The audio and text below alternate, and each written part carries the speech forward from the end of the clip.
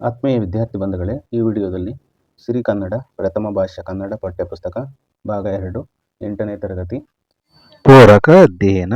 ಈ ಭಾಗದಲ್ಲಿ ಬರುವಂತಹ 5ನೇ ಪಾಠ ಆಟೋ ರಿಕ್ಷಾದ ರಸಪ್ರಸಂಗಗಳು ಗದ್ಯ ಪಾಠ. ಇದನ್ನು ಬರೆದಿರುವವರು ನರಸಿಂಹಯ್ಯ. ಈ ಪಾಠವನ್ನು ವಿವರಿಸುತ್ತೇನೆ. ಇದರ ಸದುಪಯೋಗವನ್ನು ಪಡಿಸಿಕೊಳ್ಳಿ ಮಕ್ಕಳೇ ಹಾಗೂ ಸಹೃದಯ ಬಂಧುಗಳೇ. ನಮ್ಮ ಯೂಟ್ಯೂಬ್ ಚಾನಲ್ನ ಸಬ್ಸ್ಕ್ರೈಬ್ ಮಾಡ್ಕೊಳ್ಳೋದನ್ನು ಮರೆಯಬೇಡಿ. ಮೊದಲಿಗೆ ಕೃತಿಕಾರರ ಪರಿಚಯ. ಇವರೇ ನೋಡಿ, ಡಾಕ್ಟರ್ ಎಚ್ ನರಸಿಂಹಯ್ಯನವರು. ಡಾಕ್ಟರ್ ಎಚ್ ಎನ್ ಅಂದರೆ ಡಾಕ್ಟರ್ ಎಚ್ ನರಸಿಂಹಯ್ಯ.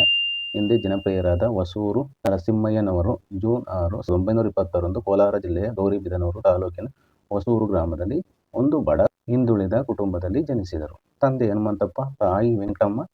ಪ್ರಾಥಮಿಕ ಮತ್ತು ಮಾಧ್ಯಮಿಕ ವಿದ್ಯಾಭ್ಯಾಸವನ್ನು ಹೊಸೂರಿನಲ್ಲಿ ಮುಗಿಸಿ ಬೆಂಗಳೂರಿನ ಸೆಂಟ್ರಲ್ ಕಾಲೇಜಿನಲ್ಲಿ ಭೌತಶಾಸ್ತ್ರದ ಅಂದರೆ ಫಿಸಿಕ್ಸ್, BSc ಅಂದರೆ ಬ್ಯಾಚುಲರ್ ಆಫ್ ಸೈನ್ಸ್ ಮತ್ತು MSc ಅಂದರೆ master of science. Bachelor of science ಅನ್ನೋದು ಡಿಗ್ರಿ, MSc ಅನ್ನೋದು ಪೋಸ್ಟ್ ಗ್ರ್ಯಾಜುಯೇಷನ್ ಡಿಗ್ರಿ. MSc ಪದವಿಗಳನ್ನು ಉನ್ನತ ದರ್ಜೆಯಲ್ಲಿ ಅಂದರೆ ಹೈಯರ್ ಕ್ಲಾಸಲ್ಲಿ ಪಾಸ್ ಆಗಿ ಅಂದರೆ ತೇರ್ಗಡೆಯಾಗಿ ಬಸವನಗುಡಿ ಕಾಲೇಜಿನಲ್ಲಿ ಭೌತಶಾಸ್ತ್ರ ಅಧ್ಯಾಪಕರಾಗಿ ಅಂದರೆ ಫಿಸಿಕ್ಸ್ ಟೀಚರ್ ಆಗಿ ಹಾಗೂ ಪ್ರಾಧ್ಯಾಪಕರಾಗಿ ಅಂದರೆ ನ್ಯಾಷನಲ್ ಕಾಲೇಜಿನಲ್ಲಿ ಪ್ರೊಫೆಸರ್ ಆಗಿ ಸೇವೆ ಸಲ್ಲಿಸಿದರು. ಬೆಂಗಳೂರಿನ ವಿಶ್ವವಿದ್ಯಾನಿಲಯದ ಕುಲಪತಿಗಳಾಗಿದ್ದರು ಅಂದರೆ ಬೆಂಗಳೂರು ಯೂನಿವರ್ಸಿಟಿ ವೈಸ್ ಚಾನ್ಸಲರ್ ಆಗಿದ್ದರು. ಇವರು ಪದ್ಮಭೂಷಣ ಪ್ರಶಸ್ತಿ ಪಡೆದಿದ್ದಾರೆ. ಅನೇಕ ವೈಚಾರಿಕ ಲೇಖನಗಳನ್ನು ಬರೆದಿದ್ದಾರೆ ಮತ್ತು ಇವರ ಕೃತಿಗಳೆಂದರೆ ತೆರೆದ ಮನ ಮತ್ತು ಹೋರಾಟದ ಹಾದಿ ಡಾಕ್ಟರ್ ಎಚ್ ನರಸಿಂಹಯ್ಯನವರ ಕೃತಿಗಳಾಗಿದ್ದಾವೆ. ಪ್ರೀತಿಯ ಸಹೃದಯ ಬಂಧುಗಳೇ ಹಾಗೂ ಮಕ್ಕಳೇ, ಪಾಠದ ಕಡೆ ಗಮನ ಹರಿಸೋಣ. ಪಾಠವನ್ನು ವಾಚಿಸುತ್ತಾ ಹಾಗೆ ಅರ್ಥವನ್ನು ಸಹ ಹೇಳ್ಕೊಂಡು ಹೋಗ್ತೀನಿ. ಆಟೋ ರಿಕ್ಷಾದ ರಸಪ್ರಸಂಗಗಳು ಎಚ್ ನರಸಿಂಹಯ್ಯ. ಆಟೋ ರಿಕ್ಷಾದಲ್ಲಿ ಡಾಕ್ಟರ್ ಎಚ್ ನರಸಿಂಹಯ್ಯನವರು ಹೋದಾಗ ಯಾವ ಸನ್ನಿವೇಶಗಳನ್ನು ರಸದೂತಣವಾಗಿ ಅನುಭವಿಸಿದ್ರು, ರಸಪ್ರಸಂಗಗಳಾಗಿ ಅನುಭವಿಸಿದ್ರು ಅನ್ನೋದನ್ನು ಈ ಪಾಠದಲ್ಲಿ ಮನರಂಜನೀಯವಾಗಿ ಹಾಸ್ಯಾಸ್ಪದವಾಗಿ ವಿವರಿಸಿದ್ದಾರೆ. ಬೆಂಗಳೂರಿನಲ್ಲಿ ಒಂದು ಕಡೆಯಿಂದ ಇನ್ನೊಂದು ಕಡೆ ಹೋಗುವುದೇ ಒಂದು ಪ್ರಯಾಸದ ಕೆಲಸ.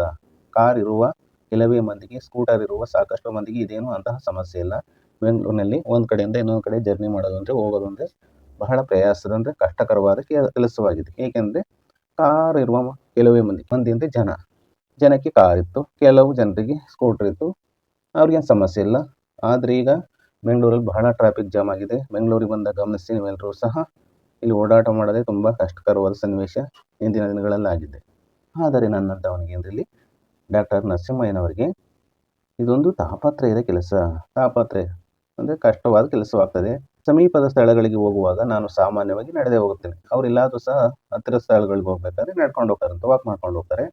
ಸಾಕಷ್ಟು ಕಾಲಾವಕಾಶ ಇಲ್ಲದೆ ಹೋದರೆ ನನಗಿರುವ ಮಾರ್ಗಗಳು ಅಂದರೆ ದಾರಿಗಳು 2, ಒಂದು ಬಸ್ ಅಥವಾ ಆಟೋ ರಿಕ್ಷಾ.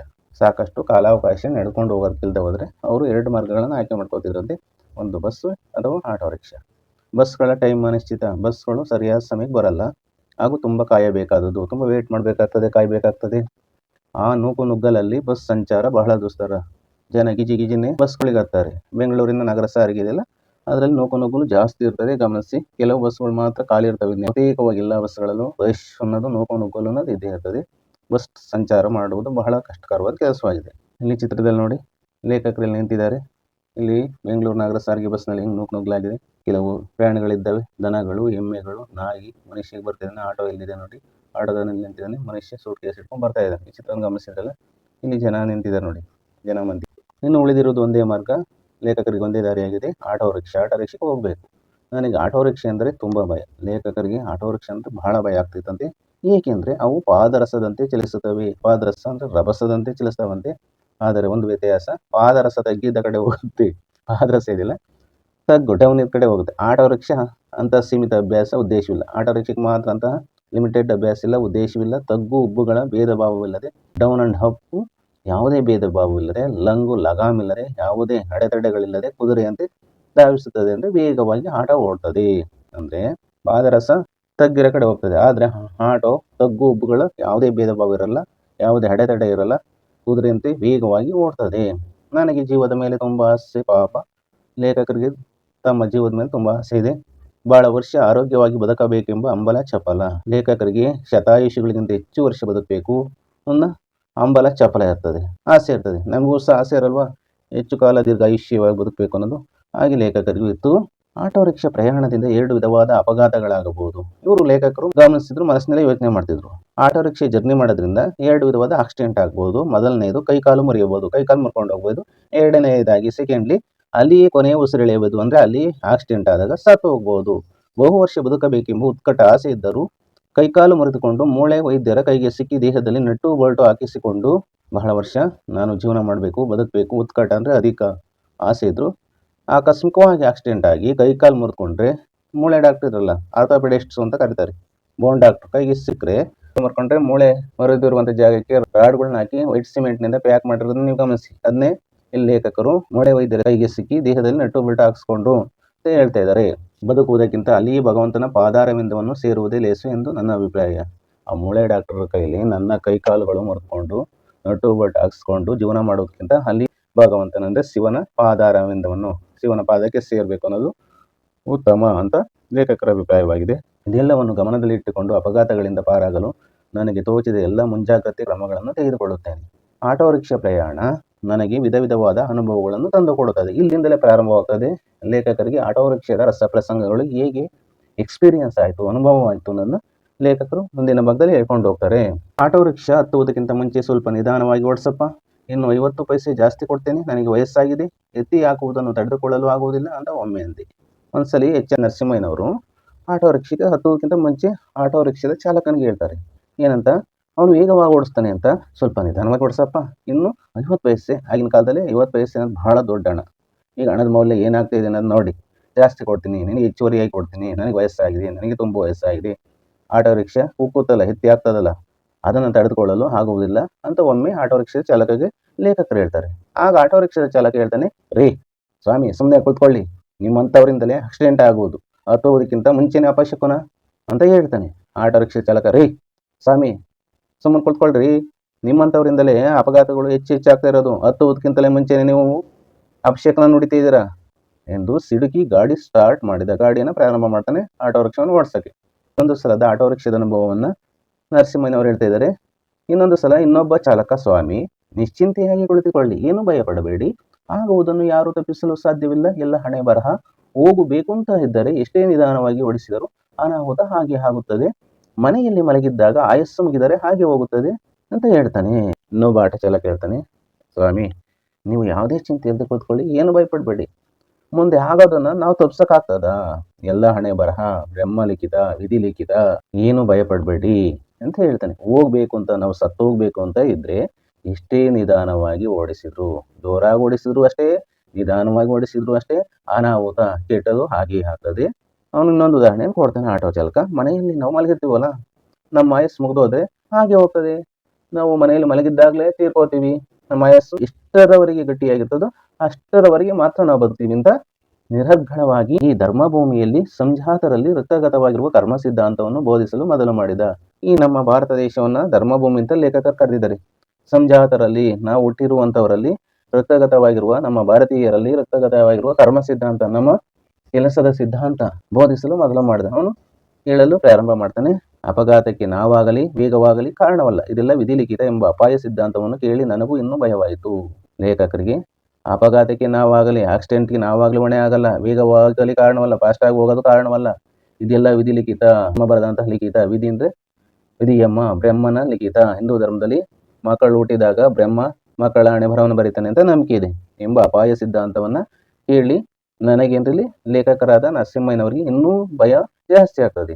ಈ ವೇದಾಂತಿ ಹಿಡಿತದಿಂದ ಕ್ಷೇಮವಾಗಿ ಪಾರಾದರೆ ಪುನರ್ಜನ್ಮ ಮತ್ತೆ ಮರಳಿ ಹುಟ್ಟಿದ ಹಾಗೆ ಬಂದ ಹಾಗೆ ಎಂದುಕೊಂಡು ಇನ್ನು ಹೆಚ್ಚು ಮಾತಾಡದೆ ಜೀವವನ್ನು ಕೈಲಿ ಹಿಡಿದುಕೊಂಡು ಕುಳಿತುಕೊಂಡೆ ಅಂತ ಲೇಖಕರು ಆಟೋ ರಿಕ್ಷಾದಲ್ಲಿ ಆದ ಅನುಭವವನ್ನು ಹೇಳ್ತಾ ಇದ್ದಾರೆ. ಮತ್ತೊಬ್ಬ ಆಟೋ ರಿಕ್ಷಾ ಚಾಲಕ, ಅಯ್ಯೋ ಕುಳಿತುಕೊಳ್ಳಿ ಸ್ವಾಮಿ, ನಿಮಗೆ ಒಬ್ರಿಗೇನೆ ಜೀವದ ಮೇಲೆ ಆಸೆ ಇದೆ ಎಂದು ತಿಳ್ಕೊಳ್ಬೇಡಿ, ನಮಗೂ ಇದೆ, ನಮಗೂ ಹೆಂಡತಿ ಮಕ್ಕಳು ಇದ್ದಾರೆ ಎಂದು ಸಮಾಧಾನ ಪಡಿಸಿದ.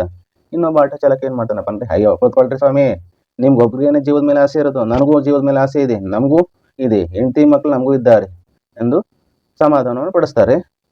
ನನಗೆ ಯಾವ ಹೆಂಡತಿ ಮಕ್ಕಳು ಇಲ್ಲಪ್ಪ, ನಿನಗೆ ಇದ್ದಾರೆ ಅಂತಲೇ ಅವರ ಯೋಗಕ್ಷೇಮಕ್ಕಾಗಿ ನಾನು ನಿನಗೆ ಎಚ್ಚರಿಕೆ ಕೊಟ್ಟೆ ಎಂದು ಹೇಳಿದೆ. ಲೇಖಕರು ತಿರುಗಿ ಹೇಳ್ತಾರೆ, ನನಗೆ ಮದುವೆನೇ ಆಗಿಲ್ಲ, ಬ್ರಹ್ಮಚಾರಿಯೇ ಆಗಿದ್ದೇನೆ, ನನಗೆ ಯಾವ ಹೆಂಡತಿ ಮಕ್ಕಳಿಲ್ಲಪ್ಪ, ನಿನಗೆ ಹೆಂಡತಿ ಮಕ್ಕಳು ಇದ್ದಾರೆ, ಆದ್ರಿಂದಲೇ ನಿನ್ನ ಯೋಗಕ್ಷೇಮಕ್ಕಾಗಿ ನಾನು ನಿನಗೆ ಒಂದು ಸೂಚನೆಯನ್ನು ಕೊಟ್ಟೆ ಅಂತ ನರಸಿಂಹಯ್ಯನವರು ಆಟೋ ಚಾಲಕನಿಗೆ ಹೇಳ್ತಾ ಇದ್ದಾರೆ. ಇನ್ನೊಂದು ಸಲ ಒಬ್ಬ ಆಟೋ ಚಾಲಕ ಕೇಳ್ದ, ಏನ್ ಸ್ವಾಮಿ ಈ ವೇಗಕ್ಕೆ ಏನು ಭಯಪಡುತ್ತೀರಿ, ನೀವು ಅಮೆರಿಕಕ್ಕೆಲ್ಲ ಹೋಗಿದ್ದೀರಿ ಅಂತ ಕೇಳಿದ್ದೀನಿ, ವಿಮಾನದಲ್ಲಿ ಹೋಗುವಾಗ ನಿಮಗೆ ಭಯವಾಗಲಿಲ್ಲವೇ ಎಂದು ಪ್ರಶ್ನಿಸಿದ. ಇಲ್ಲಪ್ಪ, ನನಗೇನು ಅಲ್ಲಿ ಭಯವಾಗುವುದಿಲ್ಲ, ಯಾಕೆಂದರೆ ವಿಮಾನಕ್ಕೆ ಯಾವಾಗಲೂ ಎಮ್ಮೆ ಹಸು ಜನ ಅಡ್ಡ ಬರಲಿಲ್ಲ, ಜೊತೆಗೆ ವಿಮಾನವನ್ನು ಓವರ್ಟೇಕ್ ಮಾಡಿದ ಪ್ರಸಂಗವೂ ಇಲ್ಲ ಅಂದೆ. ಕರೆಕ್ಟ್ ಸರ್, ನೀವು ಹೇಳಿದ್ದು ಎಂದು ಒಪ್ಪಿದ. ಇನ್ನೊಂದು ಸಲ ಇನ್ನೊಬ್ಬ ಸರ್ ನೀವು ಹಾಸ್ಯುವ ಇಲ್ಲೊಂದು ಸನ್ನಿವೇಶವನ್ನು ಮತ್ತೆ ಲೇಖಕರು ವಿವರಿಸ್ತಾ ಇದ್ದಾರೆ. ಇನ್ನೊಂದು ಸಲ ಒಬ್ಬ ಆಟೋ ಚಾಲಕ ಹೇಳ್ತಾನಂತೆ, ಏನು ಸ್ವಾಮಿ ಈ ವೇಗಕ್ಕೆ, ಆಟೋ ರಿಕ್ಷಾದ ಚಲನೆಯ ವೇಗಕ್ಕೆ ನೀವು ಇಷ್ಟೊಂದು ಭಯಪಡ್ತೀರಲ್ಲ, ನೀವು ಅಮೆರಿಕಕ್ಕೆಲ್ಲ ಹೋಗಿದ್ದೀರಿ, USA ಹೋಗಿದ್ದೀರಿ ಅಂತ ನಾನು ಕೇಳಿದ್ದೀನಿ. ನೀವು ವಿಮಾನದಲ್ಲಿ ಫ್ಲೈಟಲ್ಲಿ ಹೋಗ್ಬೇಕಾದ್ರೆ ನಿಮಗೆ ಭಯವಾಗಲ್ವಾ? ಏಕೆಂದರೆ ಅದು ಬಹಳ ವೇಗವಾಗಿ ಹೋಗುವಂಥ ವಾಹನವಾಗಿದೆ, ವಿಮಾನ ಅಲ್ವಾ? ಆಗ ಲೇಖಕರು ಹೇಳ್ತಾರೆ, ಇಲ್ಲಪ್ಪ ನನಗೇನು ಅಲ್ಲಿ ಭಯವಾಗೋದಿಲ್ಲ. ವಿಮಾನಕ್ಕೆ ಯಾವಾಗಲೂ ಆಕಾಶದ ಮೇಲ್ಭಾಗದಲ್ಲಿ ಎಮ್ಮೆ ಬರ್ತಾವ, ಹಸು ಬರ್ತಾವ, ಜನ ಅಡ್ಡ ಬರ್ತಾರ, ಯಾವುದೂ ಬರಲ್ಲ. ಜೊತೆಗೆ ವಿಮಾನವನ್ನು ಓವರ್ಟೇಕ್ ಮಾಡಿದರೆ ಪ್ರಸಂಗವೂ ಇಲ್ಲ. ನಾನು ಮುಂದೆ ಹೋಗ್ಬೇಕು ಅಂತ ವಾಹನಗಳು ಓವರ್ಟೇಕ್ ಮಾಡ್ತಾವಲ್ಲ ರಸ್ತೆಯಲ್ಲಿ, ಆ ಪ್ರಸಂಗವೂ ಇಲ್ಲ ಅಂದೆ. ಕರೆಕ್ಟ್ ಸರ್ ನೀವು ಹೇಳಿದ್ದು ಎಂದು ಒಪ್ಪಿದ ಆಟೋ ರಿಕ್ಷಾ ಚಾಲಕ. ಇನ್ನೊಂದ್ಸಲ ಇನ್ನೊಬ್ಬ ಆಟೋ ಚಾಲಕ ಹೇಳ್ತಾನೆ, ಸರ್ ನೀವು ಆ ಶಿವ ಬಾಲಯೋಗಿಗೆ ಸರಿಯಾದ ಸವಾಲು ಹಾಕಿದಿರಿ. ಆತನ ಪ್ರಾರ್ಥನೆಯಿಂದ ಬರುವ ಮಳೆಯೂ ತಪ್ಪಿ ಹೋಯಿತು. ನೀವು ಹಿಂದೆ ಆ ಸಾಯಿಬಾಬಾಗೂ ಹೀಗೆ ಬುದ್ಧಿ ಕಲಿಸಿದಿರಿ ಎಂದು ನಮ್ಮ ದೇಶದ ಯೋಗಿ ಬಾಬಾಗಳನ್ನು ಸಾಕಷ್ಟು ಕಠಿಣ ಶಬ್ದಗಳಲ್ಲಿ ವರ್ಣಿಸಿದ. ಇನ್ನೊಬ್ಬ ಆಟೋ ರಿಕ್ಷಾ ಚಾಲಕ ಹೇಳ್ತಾನೆ, ಅಲ್ಲಿ ಒಬ್ಬ ಬಾಬಾ ಇರ್ತಾನೆ ಬಾಲಯೋಗಿ ಅಂತ, ನೀವು ಸರಿಯಾದ ಸವಾಲು ಹಾಕಿದಿರಿ. ಇಲ್ಲಿ ಲೇಖಕರು ಸ್ವಾಮಿಗಳ ಮತ್ತು ಬಾಬಾಗಳ ಬಗ್ಗೆ ವಿಮರ್ಶೆಯನ್ನು ಮಾಡಿದ್ದನ್ನ ಒಬ್ಬ ಆಟೋ ಚಾಲಕ ಹೇಳ್ತಾನೆ, ಸರ್ ಆ ಶಿವ ಬಾಲಯೋಗಿಗೆ ಸರಿಯಾದ ಒಂದು ಸವಾಲು ಹಾಕಿದ್ರಿ, ಚಾಲೆಂಜ್ ಹಾಕಿದ್ರಿ. ಆತನು ಪ್ರೇಯರ್ ಮಾಡಿದ್ರಿಂದ, ಪ್ರಾರ್ಥನೆ ಮಾಡಿದ್ರಿಂದ ಬರೋ ಮಳೆಯೂ ತಪ್ಪಿ ಹೋಯಿತು. ನೀವು ಹಿಂದೆ ಆ ಸಾಯಿಬಾಬಾಗೂ ಹೀಗೆ ಬುದ್ಧಿ ಕಲಿಸಿದ್ರಿ. ಅಂದ್ರೆ ಸಾಯಿಬಾಬಾ ಅಂದ್ರೆ ಪುಟ್ಟಪರ್ತಿಯಲ್ಲಿ ಸಾಯಿಬಾಬಾ ಇದ್ರು, ಅವರು ಅನೇಕ ಪವಾಡಗಳನ್ನು ಮಾಡ್ತಾ ಇದ್ರು, ಮಿರಾಕಲ್ಗಳನ್ನ. ಅವರಿಗೂ ಸಹ ಬುದ್ಧಿಯನ್ನ ಎಚ್ ನರಸಿಂಹಯ್ಯನವರು ಕಲಿಸಿರ್ತಾರೆ ಎಂದು ನಮ್ಮ ದೇಶದ ಯೋಗಿ ಬಾಬಾಗಳನ್ನು ಸಾಕಷ್ಟು ಕಠಿಣ ಶಬ್ದಗಳಲ್ಲಿ ವರ್ಣಿಸಿದ ಆಟೋ ಚಾಲಕ ಈ ಡೋಂಗಿ ಬಾಬಾಗಳು, ಡೋಂಗಿ ಯೋಗಿಗಳನ್ನ ಕುರಿತು ಬಹಳ ಕೆಟ್ಟ ಮಾತುಗಳಿಂದ ವರ್ಣಿಸ್ತಾನೆ. ಇನ್ನೊಂದ್ಸಲ ನರಸಿಂಹಯ್ಯನವರು ಆಟೋ ರಿಕ್ಷಾದಲ್ಲಿ ಆದಂತ ಅನುಭವವನ್ನು ಹೇಳ್ತಾ ಇದ್ದಾರೆ. ಒಂದು ಸಲ ವಿಧಾನಸೌಧದ ಬಳಿ ಆಟೋಗಾಗಿ ಪರದಾಡ್ತಿದ್ದೆ. ದೂರದಲ್ಲಿ ಹೋಗುತ್ತಿದ್ದ ಒಬ್ಬ ಆಟೋ ಚಾಲಕರು ನಾನಿದ್ದ ಕಡೆ ಬಂದರು. ಒಂದ್ಸಲ ಕರ್ನಾಟಕದ ರಾಜಧಾನಿ ಬೆಂಗಳೂರಿನಲ್ಲಿರುವಂಥ ವಿಧಾನಸೌಧ, ಕರ್ನಾಟಕ ಸರ್ಕಾರದ ಆಡಳಿತ ಕಚೇರಿ ಇರೋದು ಅಲ್ಲೇ. ಅಲ್ಲಿ ಮುಖ್ಯಮಂತ್ರಿಗಳು, ಕ್ಯಾಬಿನೆಟ್ ಸಚಿವರು, ಶಾಸಕರು, IAS ಆಫೀಸರ್ ಇರುವಂಥ ಜಾಗ ಅದು ವಿಧಾನಸೌಧ. ಕೆಂಗಲ್ ಹನುಮಂತಯ್ಯನವರು ಕಟ್ಟಿಸಿದಂತಹ ಸೌಧ ಅದು. ತುಂಬ ರಮಣೀಯವಾಗಿದೆ ವಿಧಾನಸೌಧ. ಬೆಂಗಳೂರಿಗೆ ನೀವೆಲ್ಲ ಭೇಟಿ ಕೊಟ್ಟಾಗ ವಿಧಾನಸೌಧವನ್ನು ನೋಡಿ. ಆ ವಿಧಾನಸೌಧದ ಬಳಿ ಆಟೋಕ್ಕಾಗಿ ಪರದಾಡ್ತಾ ಇರ್ತಾರೆ, ಹುಡುಕಾಡುತ್ತಿರುತ್ತಾರೆ ಎಚ್ ನರಸಿಂಹಯ್ಯನವರು. ದೂರದಲ್ಲಿ ಹೋಗುತ್ತಿದ್ದ ಒಬ್ಬ ಆಟೋ ಚಾಲಕರು ಬರ್ತಾನೆ, ನಾನಿದ್ದ ಕಡೆ ಬಂದರು. ಲೇಖಕರಿದ್ದ ಕಡೆ ಬರ್ತಾರೆ, ಏನ್ ಸರ್ ನೀವು ನರಸಿಂಹಯ್ಯನವರಲ್ಲವೇ? ಏನ್ ಸರ್ ನೀವು ನರಸಿಂಹಯ್ಯ ಅವರಲ್ವೇ? ಆಟೋ ಬೇಕೇ? ಅವನೇ ಕೇಳ್ತಿದ್ದಾನೆ, ಆಟೋ ಬೇಕೇ ನಿಮಗೆ? ಎಲ್ಲಿಗೆ ಹೋಗ್ಬೇಕು ಎಂದು ತುಂಬಾ ವಿಶ್ವಾಸದಿಂದ ಕೇಳಿದರು. ನೋಡಿ ಇಲ್ಲಿ ಲೇಖಕರಿಗೆ ಆಶ್ಚರ್ಯದೊಳಗೆ ಆಶ್ಚರ್ಯ ಆಗ್ತದೆ.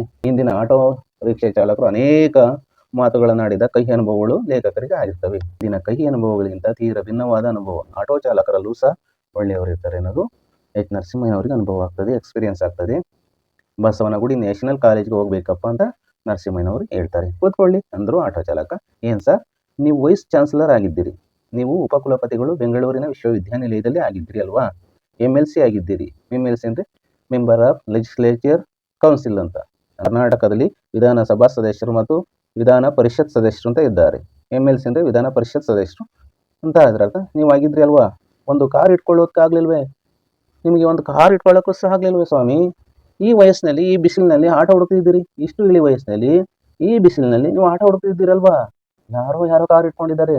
ರಾಜಕಾರಣಿಗಳು, ಒಬ್ಬ ಚಿಕ್ಕ ಸಾಧಾರಣವಾದ ರಾಜಕಾರಣಿ ಜೊತೆ ಇರುವಂತ ಅವನ ಹಿಂಬಾಲಕ, ಅವರೆಲ್ಲ ಕಾರ್ ಇಟ್ಕೊಂಡಿದ್ದಾರೆ ಅಲ್ವಾ? ಗಮನಿಸಿ. ಒಂದ್ಸಲ ರಾಜಕೀಯಕ್ಕೆ ಬಂದಾಗ, ರಾಜಕೀಯ ಪಕ್ಷದಲ್ಲಿ ರಾಜಕಾರಣಿಗಳಾಗಿ ಚುನಾವಣೆಗಳಲ್ಲಿ ಗೆದ್ದಾಗ ಬೇಕಾದಷ್ಟು ಹಣವನ್ನು ಮಾಡ್ಕೋತಾರೆ, ಆಸ್ತಿ ಐಶ್ವರ್ಯ, ಕಾರು ಬಂಗ್ಲೆಗಳನ್ನೆಲ್ಲ ಮಾಡ್ಕೋತಾರೆ. ಅದನ್ನು ಉದಾಹರಣೆ ಕೊಟ್ಟಿದ್ದಾನೆ ಆಟೋ ರಿಕ್ಷಾ ಚಾಲಕ ಎಂದು ತನ್ನ ಅನುಕಂಪವನ್ನು ವ್ಯಕ್ತಪಡಿಸಿದ್ರು. ಆಗ್ರಹಿಸ್ತಾನೆ ಆಟೋ ಚಾಲಕ, ಅನುಕಂಪವನ್ನ, ಕರುಣೆಯನ್ನು ಸಹ ವ್ಯಕ್ತಪಡಿಸ್ತಾರೆ. ನರಸಿಂಹಯ್ಯನವರು ಹೇಳ್ತಾರೆ, ನನಗೆ ಅವಶ್ಯಕತೆ ಇಲ್ಲ, ನನ್ನಲ್ಲಿ ದುಡ್ಡು ಇಲ್ಲಪ್ಪ ಅಂದೆ. ನನಗೆ ಅದು ಅವಶ್ಯಕತೆ ಇಲ್ಲ, ನನ್ನಲ್ಲಿ ಅಷ್ಟು ದುಡ್ಡು ಇಲ್ಲಪ್ಪ ಅಂದೆ.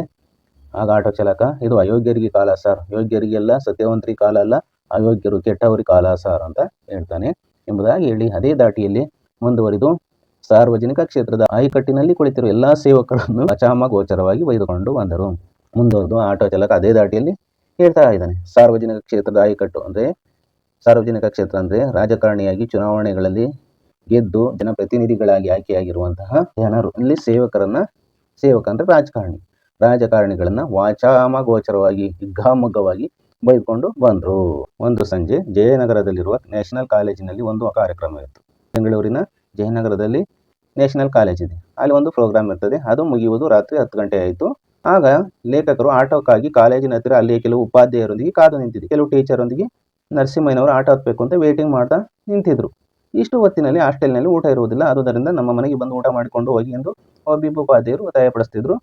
ಆಗ ನರಸಿಂಹಯ್ಯನವರು ಹೇಳ್ತಾರೆ, ಪರವಾಗಿಲ್ಲ, ಒಂದು ಹೊತ್ತು ಊಟ, ಹೊತ್ತು ಅಂದ್ರೆ ಸಮಯ. ಬೆಳಿಗ್ಗೆ ನಾವು ತಿಂಡಿ ತಿಂತೀವಿ, ಮಧ್ಯಾಹ್ನ ಊಟ ಮಾಡ್ತೀವಿ, ಸಂಜೆ ಸ್ನ್ಯಾಕ್ಸ್ ಮತ್ತೊಂದು ತಿಂತೀವಲ್ವ, ಹಾಗೆಯೇ ರಾತ್ರಿ ಹೊತ್ತು ಊಟ ಮಾಡ್ತೀವಲ್ಲ, ಊಟದ ಸಮಯಗಳು. ಮತ್ತೊಂದರಲ್ಲಿ ಸಮಯ ಊಟ ಇಲ್ಲದೆ ಇದ್ದರೆ ಚಿಂತೆ ಇಲ್ಲ, ತುಂಬ ಹೊತ್ತಾಗಿದೆ ಅಂತ ಹೇಳ್ತಾರೆ ಎಂದು ಹೇಳಿ ಅಲ್ಲಿಂದ ಹೊರಟೆ. ಲೇಖಕರು ಹೊರಡ್ತಾರೆ. ಆಟೋ ಚಾಲಕರು ಸ್ವಲ್ಪ ವಯಸ್ಸಾದವರು. ಅಲ್ಲಿ ಒಂದು ಆಟೋ ಇರ್ತದೆ. ಆಟೋ ಡ್ರೈವರು ಸ್ವಲ್ಪ ಏಜ್ ಆಗಿರುವಂಥವರು. ಇದನ್ನೆಲ್ಲ ಸಾವಧಾನವಾಗಿ ಅಂದರೆ ಸಮಾಧಾನವಾಗಿ ಕೇಳ್ತಿದ್ರು ಆಟೋ ಚಾಲಕರು. ಏಕೆ ಸರ್, ನಿಮಗೆ ಮನೆ ಇಲ್ಲವೇ? ಆಟೋ ಚಾಲಕ ಕೇಳ್ತಿದ್ದಾರೆ. ಏಕೆ ಸರ್, ನಿಮಗೆ ಮನೆ ಇಲ್ಲವೇ ಅಂತ ನರಸಿಂಹನವರು ಕೇಳ್ತಾರೆ. ಊಟ ಇಲ್ಲದೆ ಇದ್ದರೂ ಪರವಾಗಿಲ್ಲ ಅಂತ ಹೇಳುತ್ತಿದ್ದೀರಿ ಎಂದು ಕೇಳಿದರು. ಆಗ ನರಸಿಂಹನವರು ಹೇಳ್ತಾರೆ, ಇಲ್ಲಪ್ಪ, ನನಗೆ ಮನೆಗಿನೇ ಇಲ್ಲ. ಇಲ್ಲಿ ಮನೆಗಿನೇ ಅನ್ನೋದು ಜೋಡಿ ಪದ. ಇಲ್ಲಪ್ಪ, ನನಗೆ ಮನೆಗಿನೇ ಇಲ್ಲ. ಮನೆ ಕನ್ನಡ ವ್ಯಾಕರಣಾಂಶದಲ್ಲಿ ಜೋಡಿ ಪದವಾಗಿದೆ. ಮನೆಗಿನೇ ಇಲ್ಲಪ್ಪ, ನ್ಯಾಷನಲ್ ಕಾಲೇಜ್ ಹಾಸ್ಟೆಲ್ನಲ್ಲಿ ಇದ್ದೇನೆ ಅಂತ ಹೇಳ್ತಾರೆ. ಇಷ್ಟು ಹೊತ್ತಿನಲ್ಲಿ ಉಪವಾಸ ಮಲಗಿಕೊಳ್ಳಬಾರದು ಸರ್. ಇಷ್ಟು ಹೊತ್ತಿನಲ್ಲಿ ರಾತ್ರಿ ಹೊತ್ತು ಯಾವುದೂ ಸಹ ಊಟ ಮಾಡದೆ ಉಪವಾಸ ಮಲಗಿಕೊಳ್ಳಬಾರ್ದು ಸಾರು ಅಂತಾರೆ. ಏಕೆಂದರೆ ಮನೆಯಲ್ಲಿ ಹಿರಿಯರು ಹೇಳ್ತಾರೆ, ರಾತ್ರಿ ಹೊತ್ತಿನಲ್ಲಿ ಊಟ ಮಾಡದೆ ಮಲಗಿದ್ರೆ ಆಯಸ್ಸು ಕಡಿಮೆ ಆಗ್ತದೆ ಅಂತ ಹೇಳೋದನ್ನ ನಾವು ಗಮನಿಸಬಹುದು. ವಿಶ್ವೇಶ್ವರಪುರದಲ್ಲಿರುವ ಸಜ್ಜನರಾವ್ ಸರ್ಕಲ್ಗೆ ಹೋಗೋಣ ಬನ್ನಿ. ಪಾಪ ಅವನು ಬಹಳ ಪ್ರೀತಿ ವಿಶ್ವಾಸನ ಕಂಪದಿಂದ ನರಸಿಂಹಯ್ಯನವ್ರನ್ನ ಆಟೋ ಚಾಲಕ ಕರೀತಾ ಇದ್ದಾರೆ. ಇಲ್ಲಿ ಇಡ್ಲಿ ಮಾರ್ತಾರೆ, ನೀವು ಇಡ್ಲಿ ತಿನ್ನುವ ತನಕ ನಾನು ಕಾಯ್ತೀನಿ ಎಂದು ತುಂಬ ಆತ್ಮೀಯವಾಗಿ ವಿನಂತಿಸಿಕೊಂಡ, ರಿಕ್ವೆಸ್ಟ್ ಮಾಡ್ಕೋತಾನೆ.